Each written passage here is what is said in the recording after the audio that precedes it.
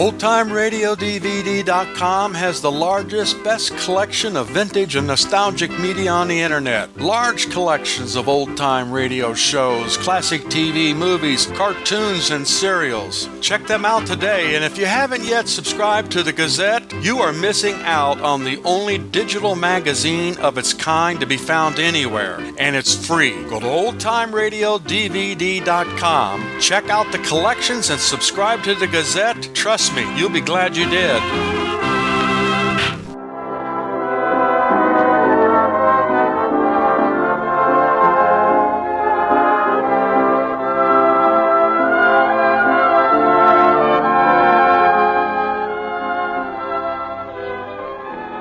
The Lux Radio Theater brings you Kay Francis and Warren William in My Bill. Ladies and gentlemen, your producer, Mr. Cecil B. DeMille.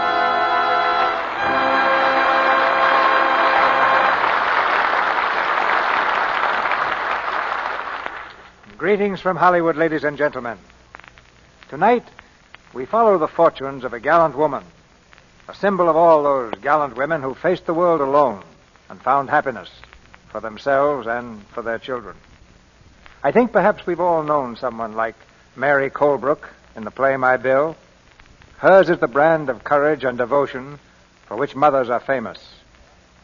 Her story is a tribute to the love and sacrifice of all mothers the world over. But Mary Colebrook is a typically American mother, and tonight you'll hear her played by a typically American star, Kay Francis. It's the part she played in the Warner Brothers picture, a performance that had all the warmth and understanding of Mary Colebrook herself. So I'm not surprised that you've been asking to hear Kay play the same part at this microphone. And co-starring with Kay, we present Warren William, who's back on this stage after too long an absence. You know, we get a good many definite instructions from you every week. Not just as we do the comments and criticisms. And one of the most frequent comments from members of this audience is that after listening to the Lux Radio Theater for a few Monday nights, they feel they'd like to take out a regular membership. So they buy a cake of Lux toilet soap for the first time. And that's a noble gesture. And the beginning of a pretty good habit, too. One cake always deserves another, and another, and another. So the regular listener becomes a regular customer. And that's what makes Lux toilet soap a national habit among millions of American women. And tonight we have a play especially tailored for these millions of women. A play about one woman who found herself fighting the whole world with only one real ally, a 10-year-old son named Bill. The strongest bond in the world is the tie between a mother and child. Incidentally, this is one of the best parts we've ever had for a boy actor.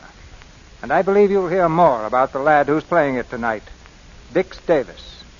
Now the curtain rises on the first act of the play My Bill, starring Kay Francis as Mary Colebrook and Warren William as John Rudlin, with Dix Davis as Bill.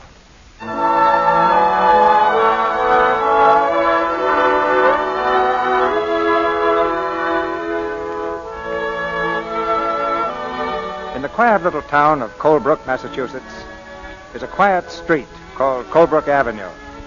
There, in an old frame house, simple and dignified, live the Colebrooks, for whose ancestors the town was named.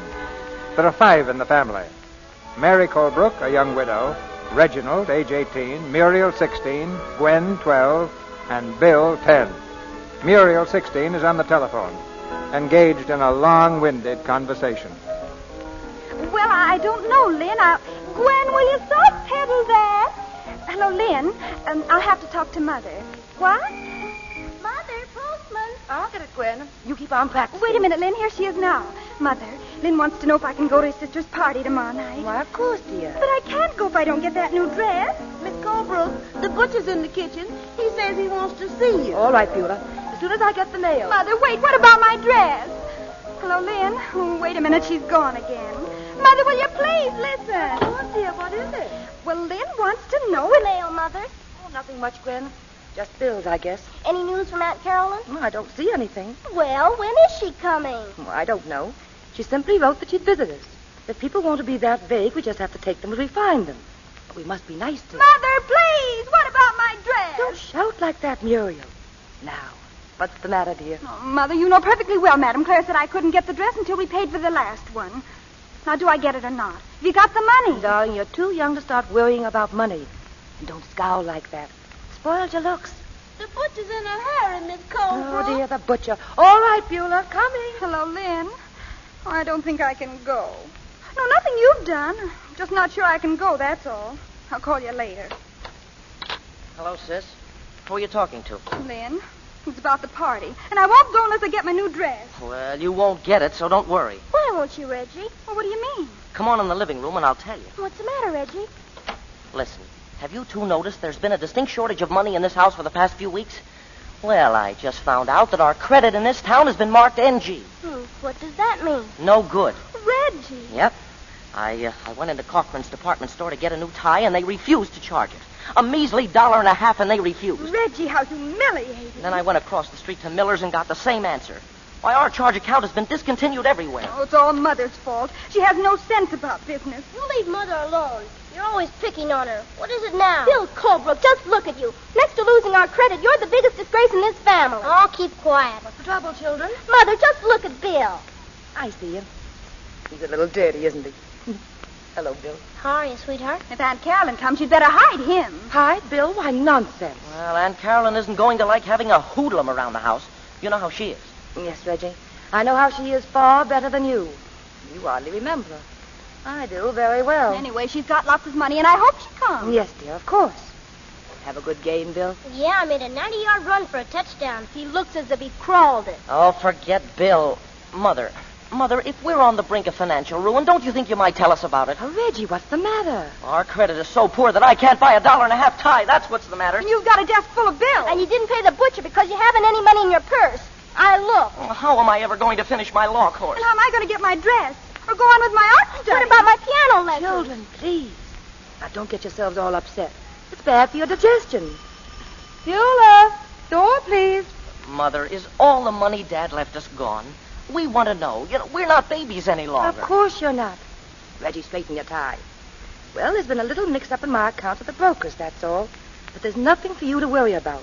Tomorrow, Mother will take care of everything. Miss Colebrook, you got to come out and talk to these men. What's the matter, Beulah? And they's going to move our piano. That's what we're going to do, lady. Unless you got $24. 2 months payment. Well, as a matter of fact, at the moment I haven't. But I could call the company and explain. Won't do no good, lady. Cash or the piano. Let's get it, Jake. You leave my piano alone. Gwen, please. Don't you dare touch that You're the next thing you know, they're all right. You got to leave. We can't go on living like this anymore. Hiya, Colebrook. Lynn. Oh, hello, Lynn. How are you? The door was open, so I came on in. I dropped over to see why Muriel won't go to the party. You moving? Watch it. Oh, no. No, we're just getting rid of the old piano. Oh, what's the use of kidding Lynn, Mother? The fact is the piano is being taken away from us. Why don't you shut up? Because I'm tired of Mother floor flushing. That's why I've had enough. Go on, you big bag of wind. No, don't. Well, I'm sorry you had to come right now, Lynn. Just everyday problems of a family. Sure, I know. Of course. But I'm afraid it's a little upsetting for Muriel. It's horrible. Don't feel like that, Muriel. I know how these things are. And everything's quite all right anyhow. Don't try to lie, Mother. You're just an ostrich. That's what you are. Am I, darling? You're just burying your head in the sand to hide from reality. Muriel, you shouldn't talk to your mother like that. Oh, don't you tell me what to do. What do you know about it? Does your family pay its bills? Your mother knows what's happened to the money your father's left her. Well, Lynn's father is very much alive, dear. Oh, you know what I'm talking about. Muriel, take it easy. Look, Mrs. Colebrook, I have a little money, and if you'd let me help her... Mother, if you take so much as 1 penny from Lynn, I'll never speak to you again as long as I live. Never, never, never. What a gal. Gosh, I never knew she got like that. Oh, she doesn't usually. Well, but things have been a bit upset lately. She'll be all right tomorrow. I certainly hope so. Look, if there's anything I can do, I'm afraid I'm the one who'll have to do things. Goodbye, Lynn. Goodbye, Mrs. Colebrook. So long, Bill. So long, Romeo. Better luck next time. You'll never see him again. Gwen, go wash your face. You're a sight. I don't care. When I think of all that practicing I've done just being wasted, I don't care about anything. Are things really bad, sweetheart? Well, they aren't too good, Bill.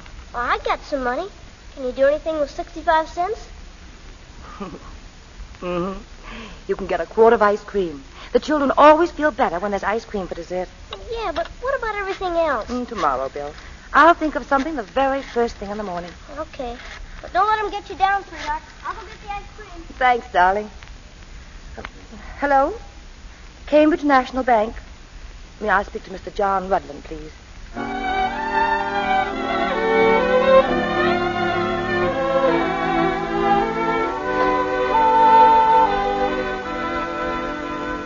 Sit down, Mary. Well, it took you an awfully long time before you decided to come to see me. Yes, John. And I know I shouldn't have. I hope you'll never say that and really mean it. What can I do for you? Well, I need money. And I've nothing to offer as security. Yes, I know. Well, how could you? It's my business. Bankers are supposed to know about those things. Why didn't you come before? Oh, pride, I suppose. A woman hates to admit that she's a bad businessman. Is that the only reason? Well, no.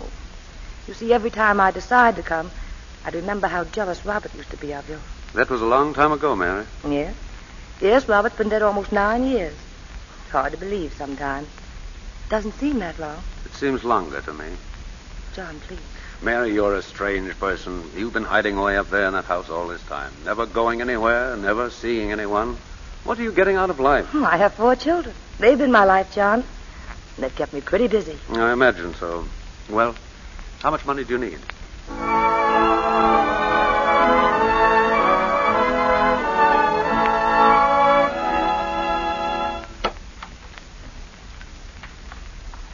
Hello? Anybody home? We're all home in the living room. Oh, that's nice. What's all the packages, Mother? Just a few things for dinner. And a few other things. Reggie, you wanted a tie, didn't you? Well, here it is. I hope you like the color. A tie?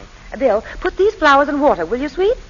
Flowers? Mother, what's the meaning of this? And Gwen, dear, the piano will be back this afternoon. The man said at 3. Oh, Mother. Muriel, here's your dress, darling. Madame Claire just finished it. Mother, you got it. Oh, and Reggie, I want you to pay the rent, the lights, the grocer, and the butcher. You'll have to hurry before they close. What am I going to use for money? Oh, don't be such a pessimist. Here. Mother, what a roll of bills.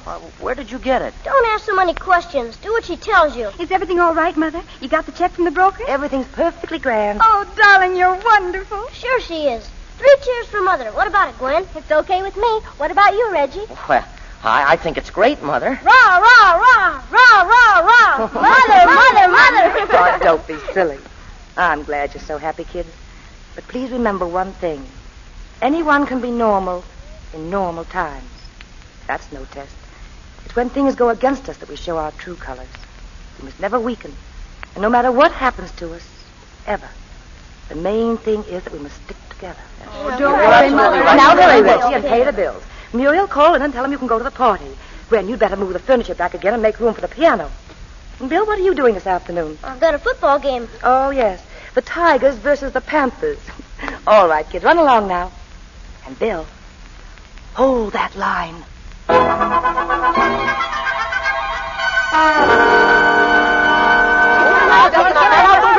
All right, signal 62, 78, 23, high. Kick it, Bill. Kick it.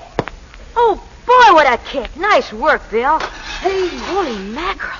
You busted a window. Oh, gee, it would have to be Mrs. Crosby's window. Yeah, that old crab.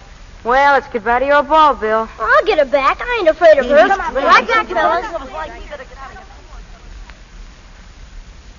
You'll get your ball, young man, when my window is fixed. Enough a minute before. Now go away. All right, Mrs. Crosby. I guess you're just what everybody says you are. What do they say I am? A mean, nasty old woman who locks herself in. Why, you get out. Get out of here. Hey, what's the matter? My heart. Gee whiz. Here, sit down. Want me to call a doctor? No. No doctors. Got any medicine in the house? Upstairs. But I'm all right now. Don't bother. Here, let me rub your hands. That'll stimulate the blood. What happened? Just one of my spells. Gee, ain't there anyone to take care of you when you get one? No. I live alone here. In this big house? I should think you'd get awful lonesome and want someone to talk to now and then. I haven't anyone. Gee, I'm sorry. I guess what my mother said must be right. What did she say? Well, just last week she said, Mrs. Crosby isn't really mean. It's just that she hasn't got a single friend anywhere. And that's why she feels the whole world's against her. She said that? I wonder if she wouldn't pay me a visit sometime so we could get acquainted. Oh, I'll ask her about it. You'll like my mother. She's swell. I'm sure of it. Well, I guess I'll be getting on home. Well, if you're all right now. Oh, just a second. Oh, what did you say your name is? Bill. Well, Bill, before you go, you better get your football. Gee, thanks, Mrs. Crosby.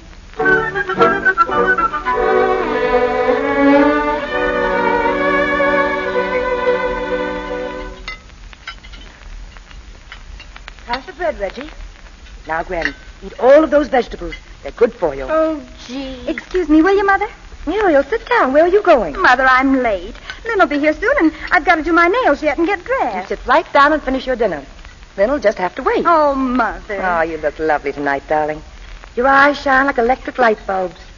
Oh, yes, Reggie, did you pay the light bill? Yes, I went right to the main office. Mother, I've been trying to find out where you got all that money. You didn't... Hiya, kids. Hiya, sweetheart. Oh, Bill, you're late for dinner again. Everything's stone cold. Oh, that's all right, sweetheart. Think nothing of it. Where were you anyway? I was having a little talk with Mrs. Crosby. Mrs. Crosby? That old crank? You don't know anything about her, so keep quiet. Sit down and eat, Bill. Mother, I still want to know where you got them. Oh, Gwen, I've been meaning to ask you. Did you notice if they brought back the same piano? It's the same one. But how do you know, dear? I wouldn't want to get an older one or anything. The middle C is flat. Yeah, that's ours, all right. Mother, will you listen? Have some peas, Bill. Thanks. Mother, please. You've been stalling all through dinner, but I think it's time you answered my question. Why, what question was that, dear? Oh, you know what I mean. Where did you get all that money yesterday? Yes, she never did tell us, Mother. As long as she got it, that's the important thing. Mother, I insist upon knowing. Of course, Reggie. I got it at the bank. How? How does anyone get money from a bank? Thank you, Bill. That's right. I just asked them for money, and they gave me a note. You see, Reggie, you were worried for no reason at all. Oh, now who can that be? I bet it's Lynn. Maybe it's Aunt Carolyn. I'll answer it. Good evening. Don't you ever answer the doorbell? Yes, when it rings. Sometimes it doesn't. It's erratic. Like your mother. Well, are you going to let me in? I'm your Aunt Carolyn. Oh, I'm sorry. Please come in. Mother, Aunt Carolyn is here. You're Muriel, of course. I'd have known you from your earliest pictures. You're quite pretty. Thank you. This is Gwen, and this is Reginald, and Bill. Hello, Aunt Carolyn. How do you do? Hello. Colbrooks. I can see the qualities of the Colbrooks in you. Eternal qualities they are, make no mistake. How are you, Aunt Carolyn? We're delighted to see you. We've looked forward to your visit. Thank you. You must be tired after your journey. May I get you some dinner? No, thanks. I've had my dinner. Well, perhaps you'd like to freshen up a bit. I'll take you to your room. Thank you, but I've taken a house down the street. Oh, I see. Well, I'm sure we're all disappointed. Oh, let's stop pretending. Where do you go from here? What do you mean? I mean now that you've hit the bottom. Well, how do you... Oh, I found out all about your problems, even if you didn't send me a signal of distress. Mother, what is she talking about? Is there anything wrong, Mother? So you've kept them in the dark, lied to them, your own children. Well, I'll tell them. Your mother has squandered every cent your father left you. You mean we're broke? We have nothing? Nothing. You're penniless. Mother! Well, I'm sorry, children. But it's true. I've done the best I could, The best you could. Everyone in this town says you're scatterbrained, and they're right. You're a stupid, impractical woman. You can't talk like that to my mother. It's time somebody told the truth. Have you thought what'll happen when we're thrown into the street, Mother?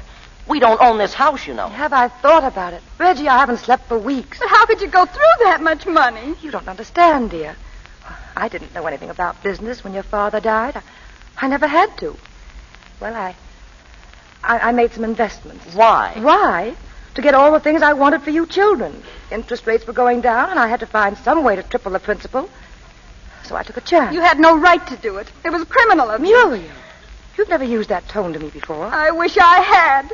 Now we're paupers and the laughingstock of this town. That's all your fault. Oh, Father always said you had no sense of responsibility. But, Reggie, 2.5%. I don't want to hear anything about it. A woman like you has no right to have children. Will you please leave the room? All of you. I want to speak to your Aunt Carolyn. I'll leave the room. I'll kill myself. That's what I'll do. Oh, shut up, Gwen. Why have you come here, Carolyn? To take care of my brother's children. Before he died, he told me everything that was in his mind about you and begged me to watch over them. And how do you propose to take care of them? I want you to give them up. Well, I won't do it. Never. Then I'll take them from you. Well, you tried, Carolyn, and now... What? There's nothing you can do. And when the last dollar is gone, they'll come to me of their own accord, because I can give them the things they need. Will you please go now, Carolyn? I think you've said just about enough. I've said everything I want to say at the moment. Good night. Where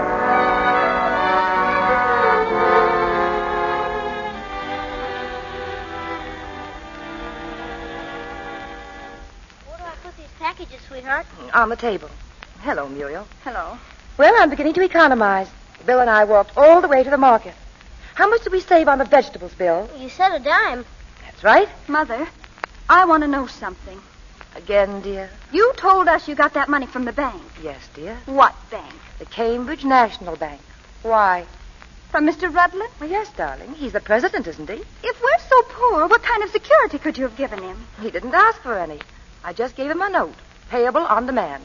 Oh, Mother, how could you? That bachelor. But I don't understand you. You've given a note payable on demand to John T. Rutland, who's the most despicable man in this town. Now, darling, you're going through the hysterical period of your life, but you can't afford to be too ridiculous. A lot of people don't like John Rutland because he's a banker. He's smart. But he happens to be a very fine man and an old friend. He's no good. And he's always been in love with you, hasn't he? Muriel, where did you... He was after you even when my father was alive. Aunt Carolyn said so. Oh, Aunt Carolyn. When did you see Aunt Carolyn? I didn't. But Reggie did, this morning. Oh, I see. Well, she stops at nothing, does she? Oh, I wouldn't worry about John Rutland or that note, dear. I'll pay him back. You'll do nothing of the sort. You're not going to disgrace this family anymore. When the time comes, I'll pay what you owe. You'll pay? Yes. I'll marry some rich man and save this family. I've just sent Lynn away. Boy, are you nuts. Oh, no, Bill. She's just melodramatic. She has a self-sacrificing complex. But I think that shows something good in her. Are you ready, Muriel? Come on, I've got the bags. Reggie. Gwen. Well, where are you going? There's no use making a fuss, Mother. The girls and I are leaving. Leaving? Yes, I've had a talk with Aunt Carolyn, and she's invited us to live with her. Reggie. Well, you can't do this. You're traitors, that's what you are. Now, we're simply trying to be practical, Mother. You don't seem to realize what our position is. I realize better than you know. Oh, but we're not licked yet. I'll find some way out of this difficulty. Already I've begun to economize. I may even find a job for myself. But no matter what happens, you can't leave. Well, if you intend economizing, why should you object to our going to live with Aunt Carolyn, who can well afford it?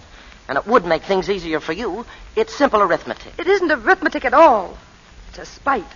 Oh, she doesn't care about you, Reggie, or any of the others. She just hates me. She never wanted your father to marry me. I don't know why. Well, that's something we know nothing of. We're merely trying to be sensible. Now, children, you're young and you don't realize what you're doing. I don't mean just running over to Aunt Carolyn's. It isn't how much you'll hurt me, but it's how much you're hurting yourselves. It makes you cowardly. I can stop you, you know. You're not of age, but I won't. I'm going to let you make your own decisions.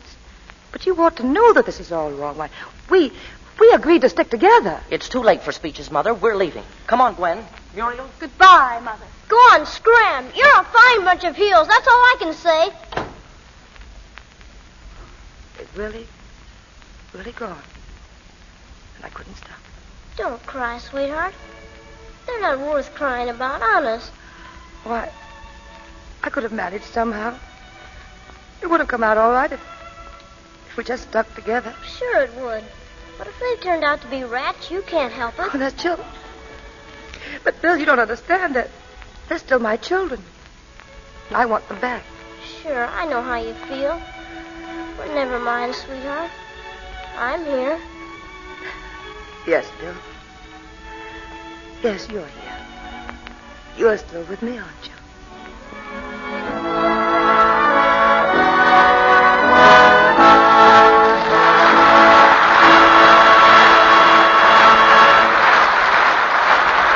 In just a moment, Mr. DeMille presents our stars, Kay Francis and Warren William, in the second act of My Bill.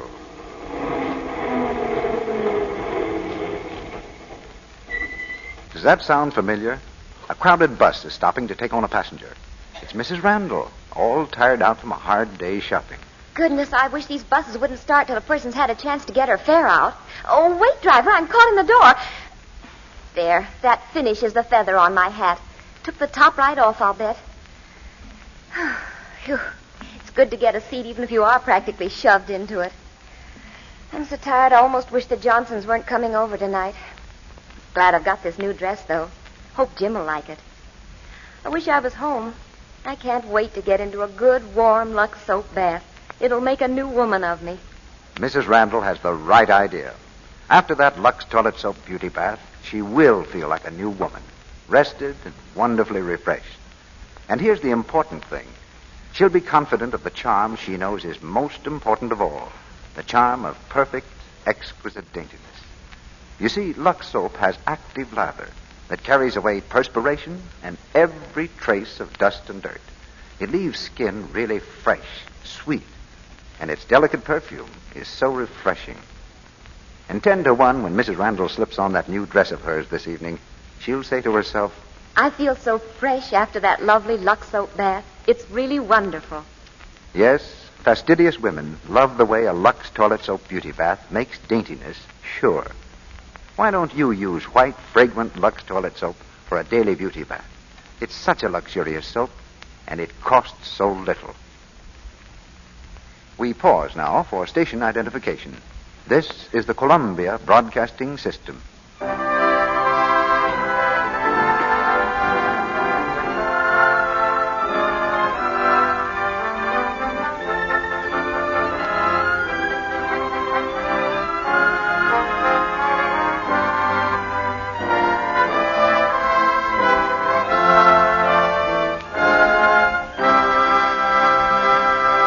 Act 2 of My Bill, starring Kay Francis as Mary Colebrook and Warren William as John Rudlin, with Dix Davis as Bill.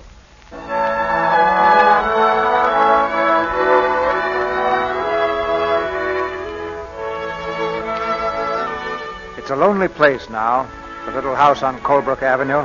With 3 of her children gone, Mary faces life sadly, but without bitterness. Young Bill is concerned chiefly with the financial problems involved. With this in mind, he's gone to visit his young friend, his new friend, Mrs. Crosby. Well, Bill, I'm glad you came over. Oh, I just wanted to see how you were, Mrs. Crosby. Besides, I need some advice. I'm flattered you want to take me into your confidence. Well, even if you haven't got a lot of kids, you kind of understand. Mm-hmm. Now, what is it that's troubling you? Mrs. Crosby, have you got any idea where I could borrow some money? If it's that window you're worrying about, forget it. Well, that's one thing. But I've got to get some money for other reasons. And I've got an idea. I see. You want to negotiate a loan. Huh? Negotiate. That means talk it over. Put it through. Oh, yeah. But not from you, Mrs. Crosby. I wouldn't use our friendship for that. No, ma'am. This is strictly business. Well, then, I suggest you go down to the Cambridge National Bank and see John Rudlin. I heard things about him, Mrs. Crosby. You sure he's all right? Of course he is. He's a fine man. But don't tell him I said so. But you just talk with him. I'm sure you can work out something. Take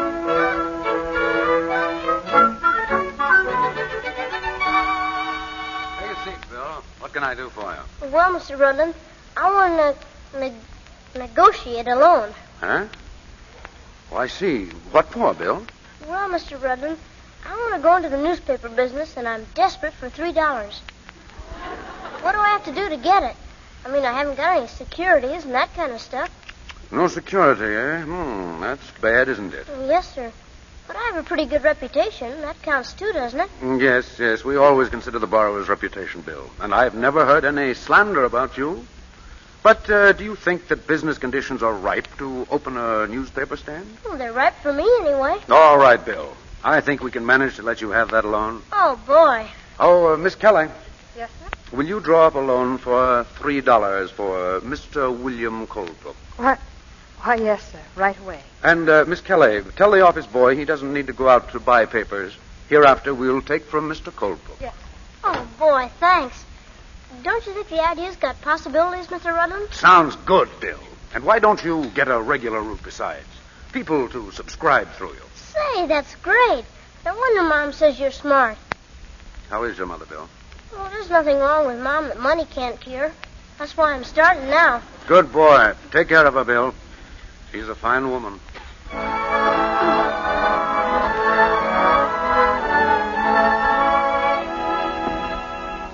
Want me to start serving dinner, Miss Colebrook? I suppose you might as well, Beulah. I guess they aren't coming. Yes, sir. Oh, I was so sure they'd be back for dinner, Bill. I couldn't believe they meant it. Well, I can't see why you want to be sad about losing 3 Palookas like them. Oh, maybe it's not altogether their fault, Bill. Maybe I've trained them badly. I've always allowed them to be completely free about everything. They think I've done wrong. And I suppose they feel justified in leaving, especially with all Aunt Carolyn can offer them. Look, sweetheart, did you ever have a talk with Mr. Rudland before he made those bum investments? No, I didn't. I wish you had. He seems like an awful nice guy to me. What do you know about him? Well, I'll tell you. I figured that since we were broke, I ought to get busy and make some money. So I decided to go into the newspaper business. I went down to borrow some money from him. You borrowed money from Mr. Rudland? Well, I'll pay him back. I only got $3. But, Bill, how did you happen to go to him? Well, Mrs. Crosby recommended him. You know, I told you I was over the other day, and we've kind of got to be good friends. Bill, you certainly get to the strangest places. Oh, Mrs. Crosby's all right. She wants you to come over and visit her sometime. Yes, I will. But not now. I've got too much on my mind. Yeah, I guess so. Oh, I don't know which way to turn, Bill. You know? Well, I don't want to be telling you what to do, sweetheart. But I think the first thing you ought to do is look for a job. Bill, I think you've got something there.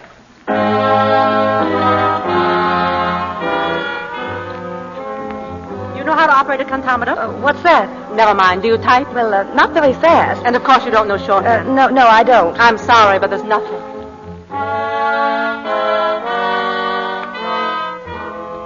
I can sell, Mr. Barnes. I know it. I don't doubt that, Mrs. Colebrook. But you see, it would be embarrassing for our customers to have to buy merchandise from a former member of their social set. There's nothing I can do. Sorry. All right. Thank you.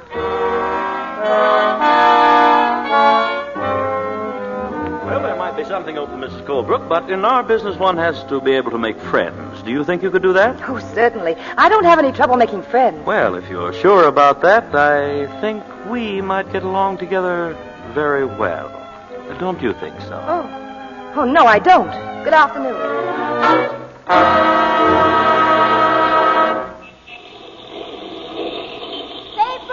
Paper, read all about it, paper. Hello, Bill.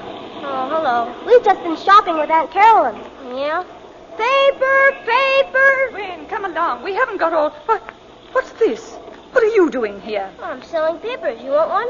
Bill, does Mother know about this? Sure she does. A Colebrook selling newspapers. What's the matter with that? My mom says it's okay, and if she says it's okay, it's okay. I'll put a stop to this if it's the last thing I ever do. She's disgraced the Colebrook name long enough. Come along, children. Just a minute. What did my mother ever do to you anyway? What are you so mean to her for? That goes for the rest of you, too. Keep your voice down. People are looking at us. Let them look. They ain't seeing much. Children, come along. Hurry, children. Yeah, hurry. You ought to be ashamed. They're nothing but a lot of palookas, all of you. Paper, read all about it. Palookas. Paper. What's the latest news, Bill? Oh, hello, sweetheart. How you doing? Oh, swell. I made 80 cents so far today. How are you doing? Did you find a job yet? Not yet. Well, don't worry. Something will turn up. Sure it will. Sure, look at me. A couple of days ago, I was broke. Now I'm in business for myself. Yes, and you're a great success, too, Bill. Look, sweetheart, you don't mind, do you? I mean, about me selling papers on the street? Mine? Well, I'm proud of you, darling. That's all I wanted to know.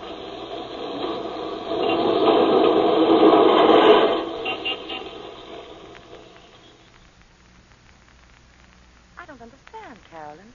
Why must I leave this house? Because I've taken a lease on this property, and you're a month behind in your rent. You'll vacate this house by the end of the week, and as soon as you do, I shall bring the children back to their home. You're doing this deliberately, Carolyn. Oh, why do you hate me so much? What have I ever done to you? I'm trying to protect the Colebrook name. You've gone through a fortune and left your children no alternative but one of charity. And now you allow William to make a spectacle of himself, selling papers in the streets. You have no consideration for family pride or your children. You're a disgrace to them. Is that the way they feel about it? They do. And the sooner you and Bill leave town, the better it will be for all concerned. I realize you have no funds, but if you do as I ask, I shall see to it that wherever you go, you'll receive enough for living expenses. I don't want your charity. Well, that's up to you. Good day. Is that Aunt Carolyn, sweetheart? What's she want now? Bill, we're leaving here. Huh? What for? Well, Aunt Carolyn has taken a lease on this house and wants us to get out. Giving us the needle again, huh? Well, we can find another place. No, Bill. We're leaving Colebrook. What? Just because she wants to get rid of us? Well, it's the children, too. They're ashamed of us. Me being broke and you selling papers. Well, where do you want to go, sweetheart? New York. I've got just enough to get us there and take care of us until I can get a job. Couldn't find anything here? No. Oh, besides, Bill, the whole town knows about my children leaving me, and I've got to get away. Okay, if that's the way you feel about it. There's a train for New York in a few hours. Will you be ready? All right, I guess I can sell newspapers there, too. I'm sure you can. All right, I'd like to say goodbye to old Mrs. Crosby. Can I? Well, of course, dear. I'll pack your things for you. Mrs.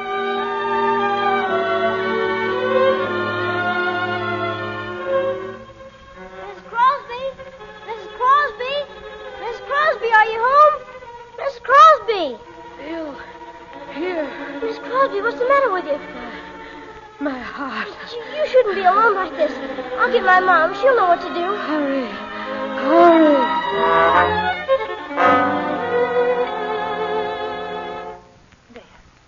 There you are. You just lie there and rest, Mrs. Crosby. You feeling any better now? Thank you. I knew Bill's mother would be like this. It was nice of you to come. You sure had me scared, Mrs. Crosby. I'll be all right now. Of course you will. The doctor will be here any minute. No doctor can give me a new heart. No, but he can help. You'll see. I don't want to rush you, Miss Colebrook, but if you're going to catch that train, you better get started. Yes, Beulah. Are you going away? Yes, Bill and I are leaving town tonight. I was packing when he called me. Yeah, that's what I came over to tell you, Mrs. Crosby. We've been put out of our house. But I thought your aunt rented the house. And that's just it. But how did you know? Oh, I heard about it. It's getting late, Miss Colebrook. You better hurry. All right, Beulah. Wait a minute. What are you and Bill going to do? Look, Mrs. Crosby, you're sick, and it seems to me that Sweetheart and I ought to stay here with you until you feel better. What do you think? I wish you would. Oh, Bill, we can't do that. Why not? Besides, if you leave now, the kids are likely to think you're just running away and don't care about them. We just can't leave Mrs. Crosby like this. Please stay. You would make me very happy. But Mrs. Crosby... Please. All right. We'll stay. Bill, did you have this all figured out? Is that why you came over here tonight instead of going to your room and packing your things? Honest, sweetheart, there are times when I think you don't understand me.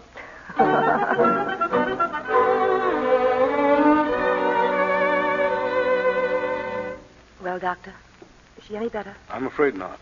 She's a sick woman, Mrs. Colebrook. This condition's been coming on for years. Now, well, it's too late. But isn't there anything we can do? Nothing except stay with her. She's very lonesome, and, oh, yes, she wants to see John Rudlin. Will you phone him? John Rudlin? She was rather insistent about it. I'll be getting along now. Good day, Mrs. Colebrook. Good day, Doctor. Hello, Dr. Haley. Good afternoon, Bill. Hello, sweetheart. Bill, what are you doing home at this time of day? Well, I closed up for a while. How is she? She's been calling for you all afternoon. You'd better go in and talk to her. Okay. Bill, wait. She's very sick, Bill. Yeah, I know. But she'll be okay with you taking care of her. Look, darling, sometimes, no matter how much care you take care of people, it doesn't make them better. I don't know what you mean. Sometimes people get tired, Bill. So tired that nothing can help them. They've lived such a long time, and they need rest. And then after a while, they stop trying to go on. There's nothing to be frightened of. Even they aren't frightened. Do you know now what I mean, darling? I guess so. She's a good friend of yours, isn't she? Yeah. Go into her now, my sweet. She's waiting. Hi, Duchess. Hello, Bill. How's the paper business? Swell. I made $1.20 today. How you doing? Not so good. Has Mr. Rudlin come yet? No. Mom's calling him now. What do you want to see him for? Business. Think you're the only one who... Oh, gosh, isn't there something I can do for you? Yes. What? You can give a kiss to an old lady. I don't know any old ladies. Then you can give it to me. Huh. What you sniveling about? Nothing. I just got a little cold. Anything else you want me to do? Get Rudlin up here. Quick. He'll be here. Don't worry, he'll come.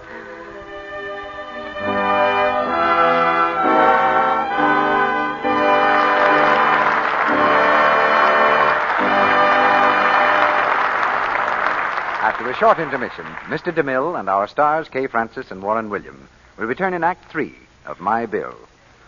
Well, tonight we have our Hollywood fashion reporter, Libby Collins, with us. Say, Libby, that's a very interesting little business you've got on your head. Is interesting the best you can say for it, Mr. Ruick? Well, honest, Libby, it looks good. But say, isn't that hat kind of different from what you girls have been wearing? I mean, softer and not so crazy, if you don't mind my saying so. More feminine. I'm glad you approve, Mr. Ruick. I found out long ago if it's men you're trying to please, a little straw hat with violets and roses on the brim will do the trick. Mr. Ruick, hats are going to be really adorable this spring. But here's an advance tip I'd like to give the girls who'll be wearing them. You mean not to be carried away and buy too many, Libby? No woman can have too many hats. But seriously, Mr. Ruick, it's what's under the hat that I want to talk about. For that freshest springtime look, now is the time to begin regular, thorough complexion care. Then, when a girl purchases what you call one of these little businesses on the top of her curls, she's much more likely to be glad of what she sees in the mirror. Libby, isn't that where the Lux toilet soap comes in? It certainly is, Mr. Ruick. A few minutes, once or twice a day, devoted to Lux Soap Active Lather Care is a grand investment. I'm a busy person, so I don't have much time, but I can take an active lather facial in almost no time at all. It certainly does the trick. Libby, will you tell us how you take your Lux Soap facial? It's very simple. I just pat the nice, rich Lux lather lightly into my skin, rinse with warm water, then cool and pat my face dry. Active lather really removes dust and dirt and stale cosmetics thoroughly. And here's the important thing. I take these Lux Soap facials regularly. Never neglect this care at bedtime, no matter how tired I am. You're a wise woman, Libby. And thanks for the tip. To the women in our audience, I say, won't you try these Lux beauty facials for 30 days?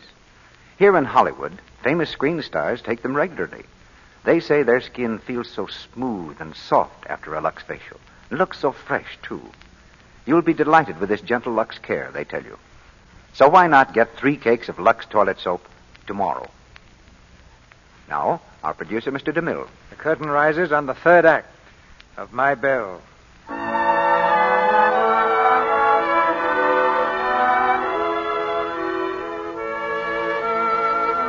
Mrs. Crosby has passed on, but Mary Colebrook and Bill still live in her house, for this was her last wish. Meanwhile, Aunt Carolyn, established in the old Colebrook home, rules her charges with an iron hand. What did I tell you about leaving your things in the living room? Oh, I'm sorry, Aunt Carolyn. I was just going out. Where? Well, I had a date with Lynn. I thought you weren't going to see him anymore. Well, I thought it all over, and if it's all right with you... It's not all right with me. But... We'll discuss it later. Gwen, did you practice today? No, I don't feel much like playing. I didn't ask you that, my dear. Now, if you want to continue with your lessons, you'll have to make them worthwhile. Yes, Aunt Carolyn. Did you see this in the paper? It's about Mrs. Crosby's funeral. Who's Mrs. Crosby? Well, that's the lady Mother's been living with. Oh, I wonder what she'll do now. Well, they'll have to leave the house for one thing, I hope. Then they can leave town. Maybe she'll be able to borrow some more money. From whom? Well, I don't know. I asked you from whom, Gwen? Well, from Mr. Rudlin. Has she ever borrowed from him before? I think so. Then I suppose she'll do it again. What do you mean? Stripes on the zebra. You can't change them. Well, I'm going up to bed. It might be a good idea if you all go to bed early for a change. Good night. Good night, Aunt Carolyn. I'm getting tired of being bossed by her. So am I. What right has she got to tell me when to practice? What right is she to tell me I can't see Lynn? Yes, and I think she's gone a little too far with Mother, too. Forcing her out of this house. Well, I never expected her to do that. If you ask me, it was pretty low down mean. I saw Bill on the street today. He said that Mr. Rudland was going to let them stay at Mrs. Crosby's place until the estate was settled. Yes, but what then? Afterwards, I mean. Well, I don't know. Something ought to be done. Something will be done, only I don't want John Rudland mixed up in it.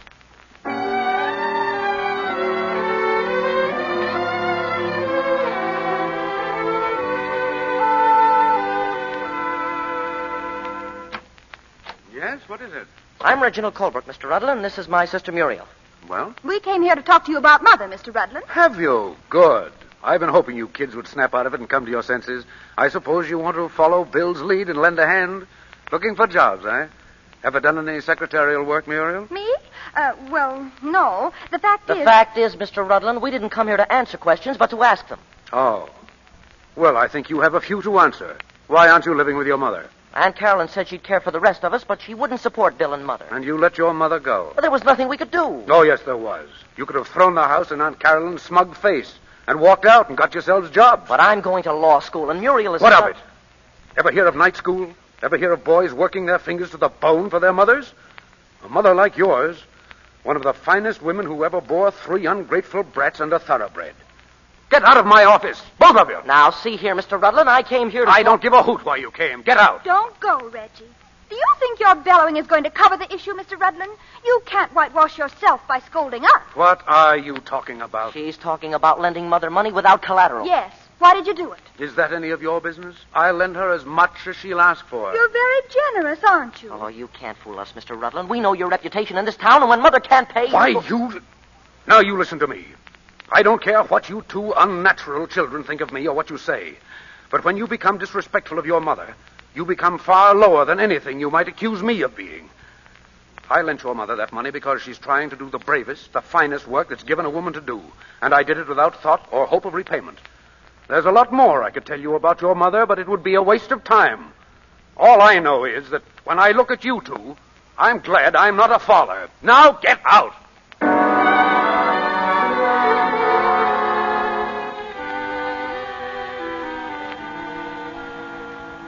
Sit down, Phil. Well, I can't stay, Mr. Rudland. I've got to sell 50 papers today. I think what I have to say is just a little more important. But I got to get enough to buy a Mother's Day present for Sweetheart. She'll get it. Look, Bill, I'm executor of Mrs. Crosby's estate. Yeah? What's that got to do with me? A great deal. You see, you're the sole heir to her property. Huh? She left you everything she had. There's considerable stock. I won't know how much until it's liquidated. Then there are 2 houses. 2? Yes. The one you and your mother are living in, and the one your Aunt Carolyn rented. You mean our house? That's right. Mrs. Crosby owned it, but it wasn't generally known. Now there's a clause in Aunt Carolyn's lease obliging your aunt to vacate immediately should the property change hands. Say that again. I said you had the right to take possession at any time. Yeah?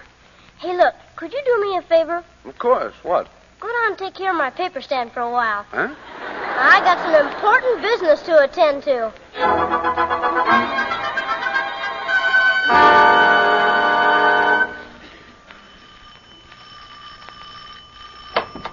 Took you long enough to answer that bell. I beg your pardon? Who are you? I'm the butler. Oh, yeah?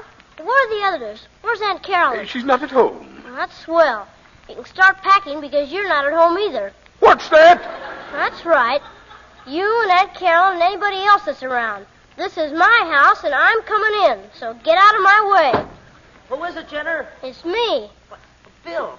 Bill, for Pete's sake. Bill, where did you come from? What are you doing here, Bill? I'm taking over, that's what. This house belongs to me. What? You heard me.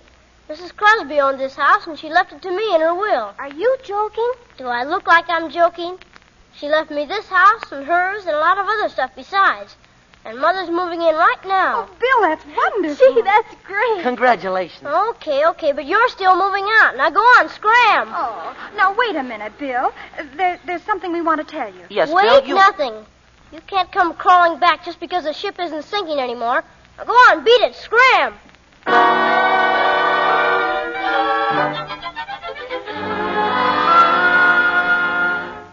How soon will things in just a few minutes. Everything's cooking, and I just finished fixing these flowers in the hall. Ain't they pretty, Mr. Bill? Mr. Bill, where do you get that stuff? I wonder who that is. If it's your Aunt Caroline, Bill, I hope you're going to let me be the one to throw her out. Nothing doing. I'm saving that pleasure for myself. Hello, Bill. Sweetheart. Hey, how'd you know I was here? I told her everything, Bill. I had to. You're not of age, you know. Oh, that's right. Well, you're a little early, but come on in. Where are the children? Children? Well... Oh, Bill, you didn't send them away. But isn't that what you wanted me to do? Of course not. Oh, look, Bill, this letter came this morning. Read it. Dear Mother, we've been fools. And no matter how poor you are, we want to be with you. Please answer. Your loving children, Reginald, Muriel, Gwen. Don't you see, Bill? They wanted to come back. And you really want them? Oh, of course I do. Okay, I just wanted to be sure they weren't lying to me about this letter. All right, Beulah, open up. Oh. There they are, sweetheart. Oh, Mother. Oh, it's good to be back with you. Oh, I miss you so much. Oh, to have you all together again. That dinner table in there looks like a party, Bill. You bet it's a party. We've got something to celebrate. You all can sit down now, because I'm going to start serving. Just what is this? Oh, boy, it's Aunt Carolyn. Now the fun begins. What's going on in here? What is it? Nothing unusual is going on, Aunt Carolyn. Mr. William Colebrook is giving a party in his own home in honor of his mother. Bill's the name, Ma. Have you lost your wits? My son has inherited this house. And a lot more. Tell her. I'll tell her. He has more money right now than all the Colebrooks ever stole from the Indians. This house and Mrs. Crosby's house and securities. I'll find out about this. You won't have to go far, Miss Colebrook. I'm the executor of Mrs. Crosby's estate. And Mr. Colebrook here is now owner and completely in his rights. Who are you? Mrs. John Rudlin. Rudlin? Have you the audacity to bring him in this house? I have. Then you're more shameless than I thought. Robert's been dead for almost 9 years, Carolyn. It's disgraceful. Goodness knows what went on when my brother was alive. Miss Colebrook, I think you ought to leave. Yeah, so do I. When I do go, these children will go with me. If their mother has no sense of decency, I have. Carolyn, you're being ridiculous. Well, I'm sorry, Aunt Carolyn, but we'd rather be with Mother. We've changed our minds. And don't you dare say anything about Mother. Thank you, children. But your Aunt Carolyn has made some insinuations which ought to be cleared up. She has a narrow, warped mind, and I'm afraid she'd rather see evil than good in anything. Oh, I've tried never to speak badly of your father. But your Aunt Carolyn forces me to tell you the truth. Atta girl, you tell him, sweetheart. I married your father because I've been brought up to believe that wealth and family were the most important things in life. But I learned that human kindness and sympathy were much more important. Your father didn't seem to feel that way. Oh, not that he was ever deliberately vicious or cruel. He was only indifferent to people's feelings. I believe his family would call it being strong-minded. My brother Robert Keep quiet, Carolyn. I'm talking now. I suppose when the Colebrookes first settled here, they had to be hard and disciplined in order to survive. And that was the way he wanted to raise his children. I believed that kind of training was no longer necessary. But I told him so. Oh, we fought about it constantly. In time, we would have worked out our own problems, but his family wouldn't let us. They interfered at every turn. They hated me.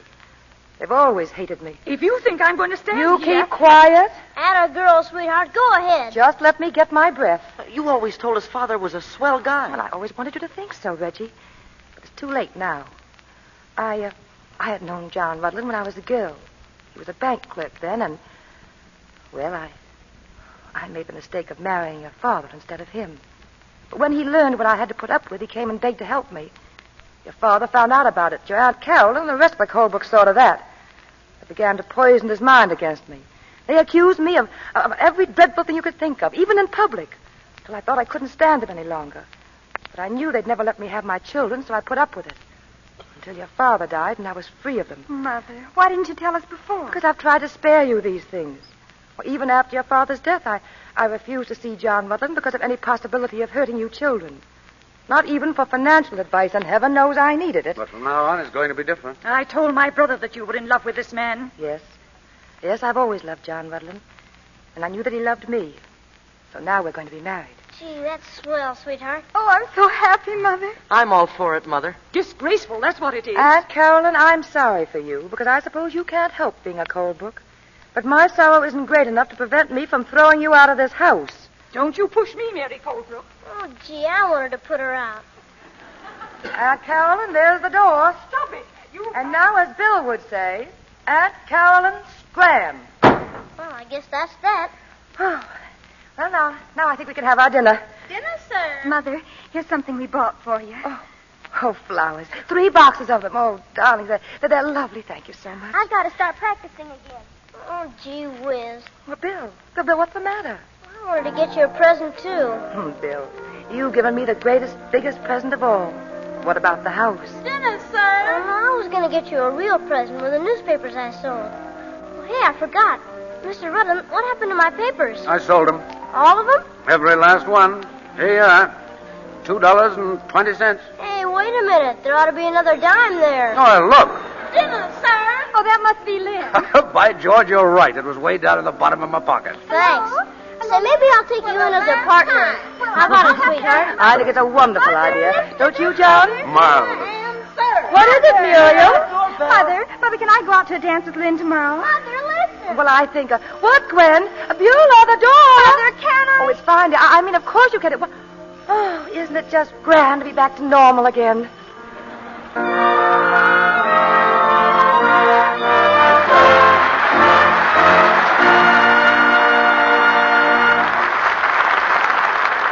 The curtain falls on tonight's play, and Kay Francis and Warren William return to the footlights. We congratulate them on a fine performance. Thank you, Mr. DeMille. And I know you'll join us in awarding a big red apple to Dix Davis, who played Bill tonight. He certainly deserves it. He's a fine trooper. Now, we haven't got a red apple handy, so suppose we find him another part instead. Kay, it was very pleasant appearing with you again. Just like old times, Warren. It's several years since we did a picture together. You know, Kay, I like to remember Warren as a tall, decisive figure in a toga. A toga?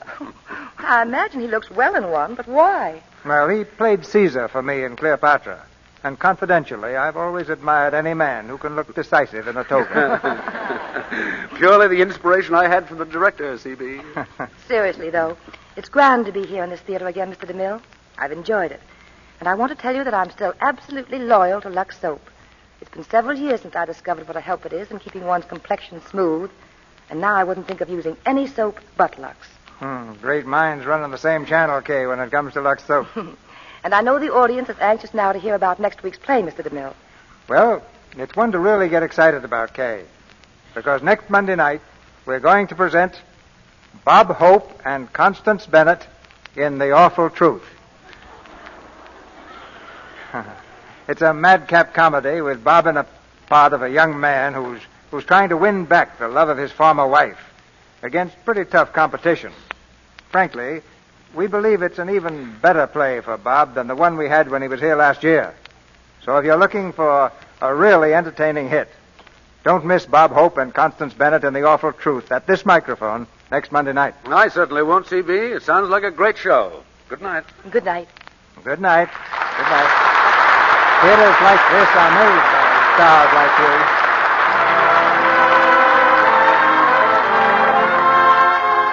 Our sponsors, the makers of Lux Toilet Soap, join me in inviting you to be with us again next Monday night when the Lux Radio Theater presents Bob Hope and Constance Bennett in The Awful Truth.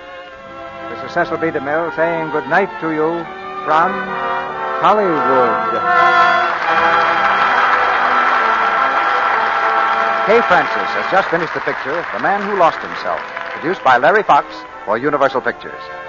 Warren William will soon be seen in the Columbia picture, The Lone Wolf Takes a Chance. Heard in tonight's play were Dix Davis as Bill, Claire Videra as Aunt Caroline, Janet Waldo as Muriel, Sidney Miller as Reggie, Barbara Jean Wong as Gwen, Verna Felton as Mrs. Crosby, Edward Arnold Jr. as Lynn, Bernice Pilot as Beulah, Lou Merrill as truck driver, Ferdinand Munier as doctor, and Shirley Ward, Alaire Armstead, James Reed, and Tommy Lane. Our music is directed by Louis Silvers. And your announcer has been Melville Ruick. This is the Columbia Broadcasting System.